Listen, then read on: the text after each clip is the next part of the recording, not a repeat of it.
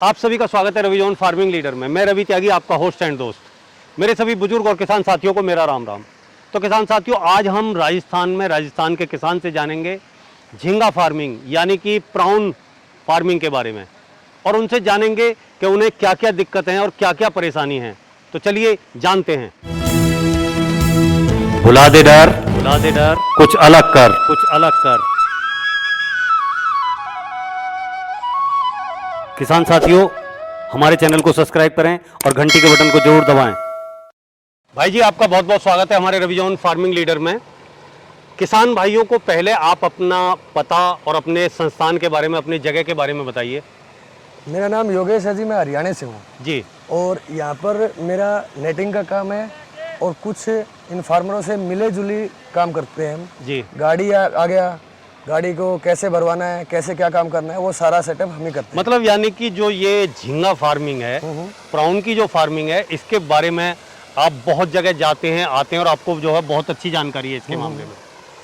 तो भाई जी, ये आप मेरे किसान भाइयों को बताएं कि ये जो झींगा फार्मिंग है, ये क्या चीज़ है, ये नया कॉन्सेप्ट है, उसके बारे में थोड़ी सी जानकारी दें। झींगा सर ये थाईलैंड से पैदा हुआ सर जी। ठीक है, और यहाँ से पहले राजस्थान से पहले हरियाणा में आया है सर ये। जी जी हरियाणा में क्या हुआ कि इसका कल्चर इतना चल गया जी कि जो पानी हम रिलीज करते हैं ना, वो पानी नीचे का बॉटम थोड़ा सा खराब होने के कारण वहां से क्लोज हो गया। क्लोज होने के बाद में ये बहुत दिन तक बंद ही रहा। हरियाणा में जुई से स्टार्ट हुआ था ये। अच्छा।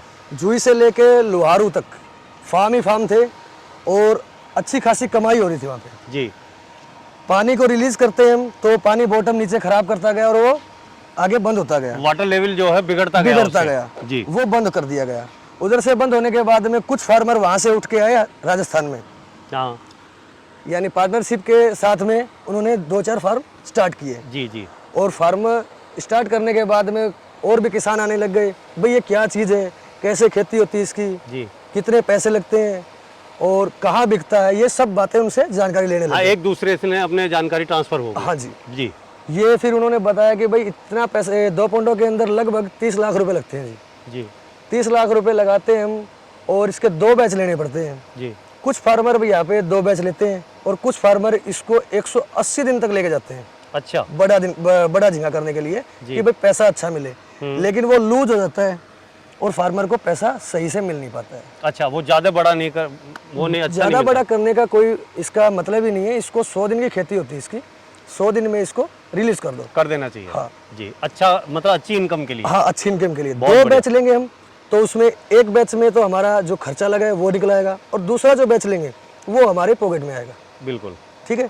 हमारे यहाँ के फार्मर जो है इनको यानी समझाते तो बहुत हैं लेकिन समझ में आता नहीं है इनको, और आता है जब वो लेट हो जाते हैं जी। बाद में इनके पैसे लगने के बाद में ये सोचते हैं कि यार इतना पैसा लग गया तो इसको क्लोज कर देते हैं जी। बहुत से फार्म अभी भी डूब चुके हैं। अच्छा। वो डूबे इस कारण है, एक तो इनको बच्चा सही नहीं मिला, सीड सही नहीं मिला जी। फीड है, फीड की नॉलेज इनको इतनी है कि भाई कोई भी फीड देने आए वो फीड ले लेते हैं। हाँ, कोई सा भी खरीद लिया। बिल्कुल। अगर फीड खत्म हो गया तो दूसरे से फीड लेके आएंगे, वो कंपनी का लेके नहीं आते हैं जी। कोई भी फीड ले ठा लेते हैं और उसको क्या करते हैं, बच्चे को देते हैं। अब जब हम अच्छा ही नहीं खाएंगे तो हमारी ग्रोथ कैसे करेगा। बिल्कुल। ग्रोथ कैसे होगी? बिल्कुल। अगर ग्रोथ नहीं होगी तो मान के चलो बच्चा बढ़ेगा नहीं तो बिकेगा नहीं, और बिकेगा नहीं तो फार्मर को प्रॉफिट आएगा कहाँ से? बिल्कुल। तो योगेश जी, जैसा कि अब ये प्रचलन चल रहा है और हमारी वीडियो के माध्यम से ये संदेश दूर दूर तक जाएगा जो आप बता रहे हो, अगर कोई किसान, छोटी पूंजी वाला किसान इस काम को करना चाहे तो कम से कम कितनी पूंजी में वो इसकी शुरुआत कर सकता है? लैंड उसके पास है, जमीन उसके पास है, तो उसमें वो कम से कम पूंजी लगा के अपना ये काम कितने में शुरू कर सकता है? देखिए, पौंड आप है ना 150 बाई 150 का भी बना सकते हो। ये 150 बाई 150 फुट? हाँ, 150 बाई 150 का भी बना सकते हो इस पौंड को जी।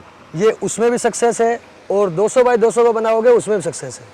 वो आपका देखना है आपको कि हमें कितना बच्चा डालना है, कितनी इनकम लेनी है इससे जी। 160 बाई 180 का पौंड बढ़िया पौंड होता है जी। पौंड की बनावट अच्छी होनी चाहिए। इसमें सिर्फ 3 चीजें ध्यान रखनी होती हैं जी। एक तो हमारी लेबर जी, जो हम लेबर लेके आए यहाँ पे फीड डालने के लिए, वो लेबर सही होनी चाहिए। एक लाइटिंग व्यवस्था जी, और एक मड जो इसके अंदर गंदगी होती है उसकी साफ सफाई। अगर हम साफ सफाई रखेंगे तो झींगा हमारा ऑटोमेटिक ग्रोथ करेगा।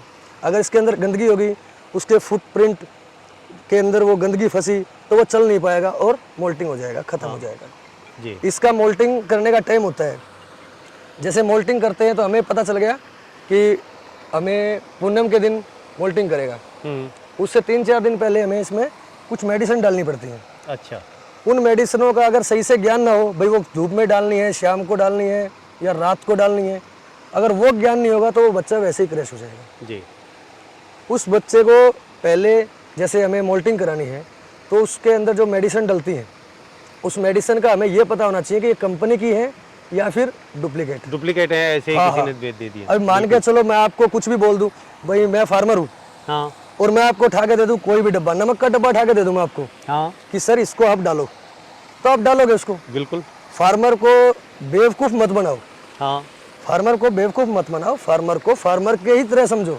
हाँ, उसे समझना चाहिए। ये जो अपना हिंदुस्तान है ये 2 ही चीज़ों से टिका हुआ है, एक जवान से और एक किसान से। बिल्कुल। जवान भी मर रहा है और किसान भी मर रहा है। बिल्कुल। अगर हम उसको मारेंगे तो हम भी तो मर रहे हैं ना। बिल्कुल, वो बात नहीं सोच रही है, कोई समझ नहीं पा रहा। हाँ। दूसरा क्या है योगेश जी कि जैसे आपने बताया कि 150 बाई 150 का या 150 बाई 180 का पॉन्ड बनाए, तो उसमें जो खर्चा लगने वाला है वो खर्चा कितना लग जाएगा? खर्चा देख लीजिए, एक पंखा ये 32,000 रुपये का आता है जी। जी। टोटल पंखे 4 लगाने पड़ते हैं जी। तिरपाल लगभग यहाँ पे राजस्थान के अंदर तिरपाल लगभग 3 से 3.5 लाख रुपए का आता है। वो 4 लाख रुपए भी चल जाता है, जितने वजन का लेंगे वैसा ही। अच्छा जी, उसके ऊपर पानी का है, बोर का है, रूम बनाना होता है। रूम बगैर तो हम जैसे मान के चलिए फीड लेके आएंगे, हाँ वो रखना है, वो सब रखना कुछ हमें कैसे? रहने के लिए हाँ। जगह भी चाहिए। हमारे हरियाणा में तो सब्सिडी मिलती है, लेकिन राजस्थान में कोई सब्सिडी का प्रावधान नहीं है। अच्छा, राजस्थान में कोई सब्सिडी नहीं है। यहाँ पर इस बात को उठा भी नहीं रहे हैं फार्मर, और कुछ उठा रहे हैं तो उनको दबा दिया जाता कोई है, सुनवाई नहीं हो रही है। दबा दिया जाता है, उनकी फाइलें ले लेते हैं और कोई सुनवाई नहीं है। हमारे हरियाणा में 60% सब्सिडी है लेडीज़ के नाम से और जेंट्स के नाम से 40%। जी। ठीक है, अभी मान के चलिए ये 2 पौंड है, इन 2 पौंडों पे खर्चा लग गया लगभग 30 लाख रुपए। जी।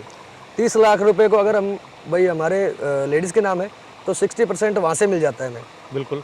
आधा पैसा हमारा कवर हो गया, आधा पैसा हम एक बैच में पूरा कर सकते हैं, और अगला जो बैच है वो हमारा प्रॉफिट का है। ज़्यादा तो कुछ करना ही नहीं है, सब कुछ काट के, फीड का, सीड का, सब कुछ काट के हमारे पास में 3 लाख रुपया 1 एकड़ में आ रहा है। 1 एकड़ से 3 लाख रुपए एक बैच में, एक बैच में, एक यानी एक उसमें एक साल में, 1 साल में। 1 साल में। ठीक।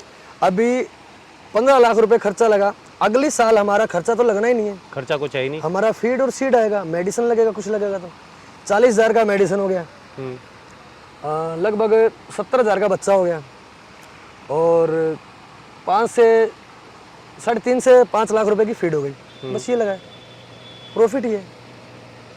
अगले साल तो हमारे पास में प्रॉफिट हाँ, है। मतलब ये एक तो आधे हमारे से पास ज्यादा। एक तो हमारे पास में तिरपाल लग गया, सब कुछ लग गया, बिजली का कनेक्शन है हमारे पास में, पंखे हैं हमारे पास में, तो अगले साल तो हमारे पास में प्रॉफिट ही है। मतलब जो पहला साल होगा उसमें हमारी कम बचत होगी, लेकिन अगला जो साल होगा हाँ, उसमें हमारी जो है प्रॉफिट ही प्रॉफिट है, 60 से 70% का प्रॉफिट होगा। ये है सर। तो योगेश जी, आप इस झींगा फार्मिंग यानी कि प्राउन फार्मिंग के बारे में हमारे किसान भाइयों से और क्या कहना चाहेंगे? मैं तो ये कहना चाहूँगा भाइयों कि तुम सब मिलके रहो, एक दूसरे को काटने की मत सोचो, सब मिलके रहो, और सरकार से निवेदन करो कि हमें सब्सिडी दी जाए, बिजली का जो कनेक्शन है वो सस्ता किया जाए, और जो यूनिट है वो सस्ती की जाए, जिससे हमारे किसान भाई आगे बढ़ सकें। हाँ, और इसमें जो है जो जानकारी है और जो बातें हैं वो भी सरकार थोड़ी मुहैया कराए। हाँ, यहाँ पर अभी तक कोई भी किसी चीज़ की भी यहाँ पे मीटिंग नहीं होती है, किसी चीज़ का भी जी।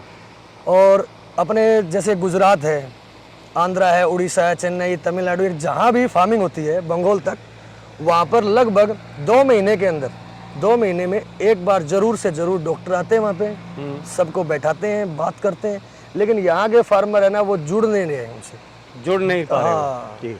तो योगेश जी, आपने ये प्राउन फार्मिंग के बारे में इतनी अच्छी जानकारी दी और इतना अच्छा सब कुछ मेरे किसान भाइयों को बताया, उसके लिए आपका बहुत बहुत धन्यवाद। आपका भी धन्यवाद।